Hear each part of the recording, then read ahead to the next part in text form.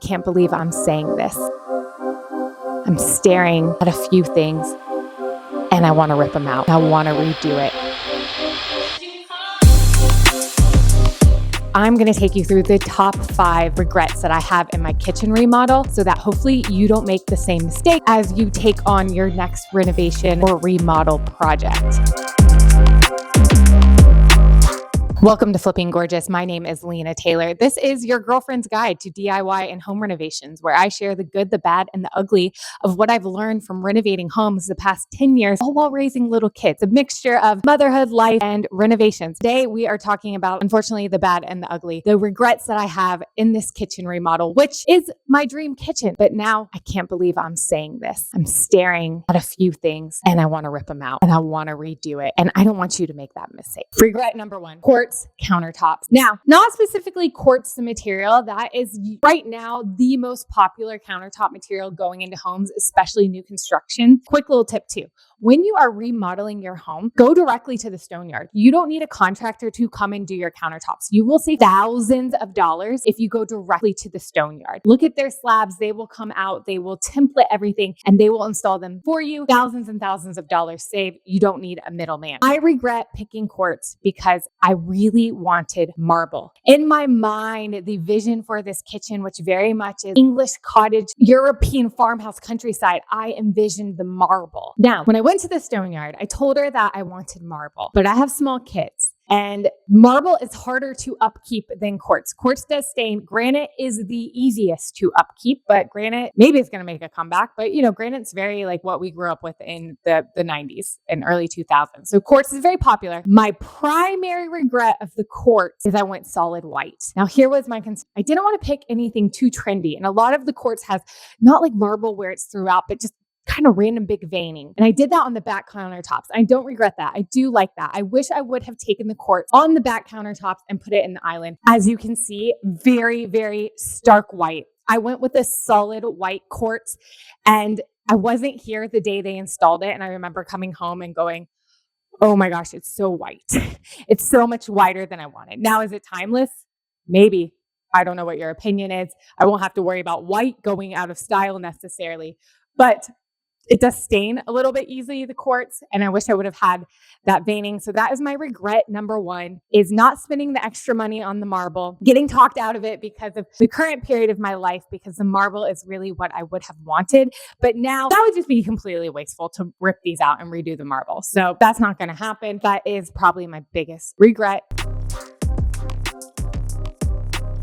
I love this piece so much, but my only regret is I think it's too big, a little too big, and the corbels come a little too low. If I had to do it over, 1, I would take the corbels off completely. I would just do it truly Arcadian style, no corbel. Or I would take the corbel and I would extend it all the way down. Now, due to code, I don't know if I have enough room to do that. So think what's going to happen. What you might see happen, which will pain me slightly, is I'm going to take the corbels off. I basically have to work backwards because I keep thinking, how am I going to do this? And it will involve cutting the plaster, taking off the corbel frame, and undoing the sheetrock that's there. The biggest concern is the tile backsplash and how I will fix that. So what do you think? Take off the corbels, leave them there. So that's why I want to take it off here. And I do want to wrap the wood all the way around. And I think if I want to wrap the wood all the way around, the corbels need to come down. Let's talk about the backsplash. I do like the tile. However, I am concerned that it might be a bit trendy and it might go out. And I think I wish I would have done stone. So I guess, you know what? I guess I semi-regret it. It's a 50% regret.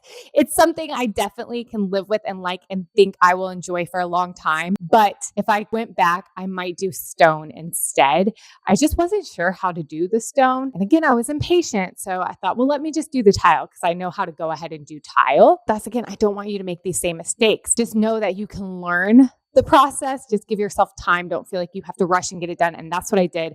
We were hosting people and I wanted to get this kitchen done before we are hosting people. So I was like, I'm just going to do tile that I know how to do rather than being afraid to take on the big stone install that I wasn't sure of. Now, here's what I do wish I would have done differently with this tile is I wish I would have taken the wall all the way up to the top. I left the baseboard, the trim the molding that's at the top. And I wish I would have taken that out and put the tile all the way to the ceiling. I could still do that. That's a pretty easy fix. And so I likely am going to do that. Why did I not take the cabinets all the way to the ceiling? Because these are very tall ceilings. These are 10-foot ceilings. Now, could I build the boxes and put them up there? Yeah, I might still do that and then just paint them to match and take off the crown molding. So that's maybe a project to finish in the works, but I don't feel like it was necessary and needed to be done. So I'm fine with leaving them where they are. This is probably the mistake that I am kicking myself the most for, because I wasn't thinking, it was silly, and now it's a pain. Now it's like one of the more annoying things in the kitchen, and that is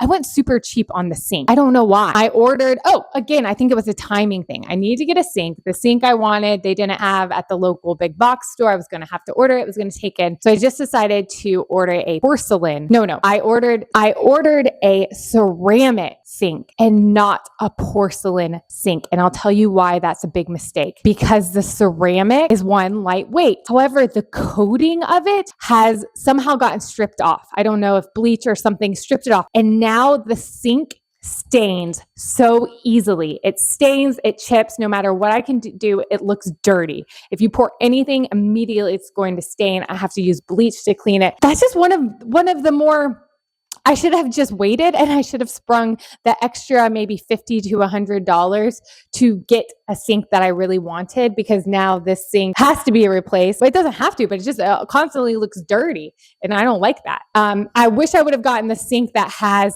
the prep stations. I'm going to link one of those below if you don't know what I'm talking about. It has like the cutting board and the rollout thing.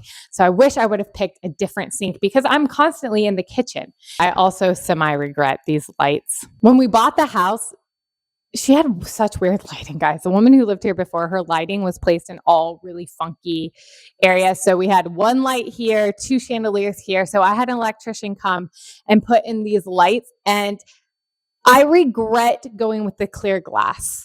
One, I think there needs to be a little more character in here, especially once the countertop turns so white. So I found these beautiful lights that I want to order.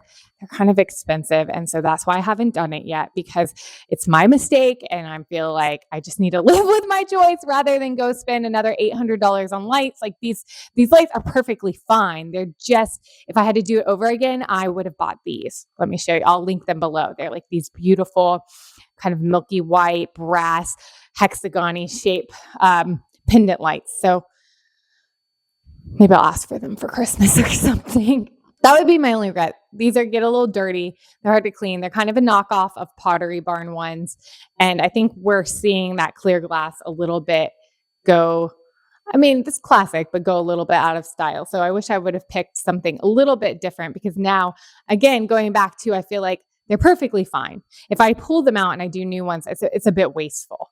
But at the same time, this is my home and I want to love it. So maybe I should just replace them and find another purpose for these, or give them to my sister who's renovating a house, something like that. But that would be another thing that I kind of wish I would have been different. Now that I'm adding all these up, guys, I'm constantly in the kitchen. So it's so important that I should have just made these decisions knowing that I live in here. I'm here all the time. If you come to my house, I'm likely in the kitchen, cooking, cleaning, doing dishes, something. Sometimes we just stop. And even though we want it done and we're trying to be budget conscious, that sometimes we make decisions for the long term versus making those short-term, short-sighted decisions that we're going to regret 2 years later, and find yourself in a situation like me where now I'm thinking, am I going to redo this all? Am I going to pull it all out? Not all out, but no, I'm not, because that would be a waste of money on the countertops and things like that. But I do think I'm going to potentially change the range hood. That's probably the only thing. So let me know. Do you think these regrets are valid? Do you think I should just leave things as they are? What would you suggest changing? What are you struggling to determine right now? Do you have any questions? Drop them below. I like to call it, say, hey, I got a hot mess hotline question. I've got this problem. I don't know what to do. And I'll try to give you my advice or any tips that I have. So the good of this kitchen remodel, the good is the island. I'm so glad we created this really large island. I like the back quartz countertops that have the veining, painting of the cabinets and not spending that money to make them look brand new. The building of the pantry, good. The bad is just I should have made those windows bigger. I should have probably done the vent hood a little bit smaller. And I'm going to say the ugly. Ooh, this pains me to say the ugly. Oh, it pains me to say the ugly. I'm going to say the ugly are the white quartz countertops. Again, I really wish I would have gone for the marble, but I went with the white, and I wasn't here on the day they installed them, and that was a mistake. And I was a little bit too late.